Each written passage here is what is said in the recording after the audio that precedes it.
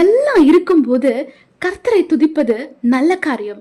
ஆனா எல்லாம் இழந்ததுக்கு அப்புறமும் கர்த்தரை ஒரு மனுஷன் துதிக்கிறாரு அப்படின்னா அது எப்பேற்பட்ட காரியம். யோபு உலகத்திலேயே ரொம்ப பொறுமையுள்ள ஒரு மனுஷனா இருந்திருக்கிறாரு. ஒரே நாள்ல தன்னுடைய சொத்துக்கள், பிள்ளைகள்னு ஆஸ்தி, சம்பத்து எல்லாம் அழிந்து போனாலும் அவருடைய பொறுமையை அவர் இழந்து போகவே இல்லை. கர்த்தர் கொடுத்தார், கர்த்தர் எடுத்தார், கர்த்தருடைய நாமத்துக்கு ஸ்தோத்திரம்னு சொல்லி ரொம்ப பொறுமையா அவர் இருக்கிறாரு. அந்த பொறுமை நமக்குள்ள இருக்குதா? இந்த உலகத்துல நாம யோபுவை போல கஷ்டப்படல, யோபு இழந்ததை போல நாம எதையும் பெருசா இழக்கல இல்லையா? அப்போ யோபுவுக்கு இருந்த பொறுமையை காட்டிலும் எத்தனை மடங்கு அதிகமான பொறுமை நமக்குள்ள இருக்கணும். ஆனா நீங்களும் நானும் நிஜமாவே பொறுமையாதான் இருக்கிறோமான்னு சிந்திச்சு பாருங்க.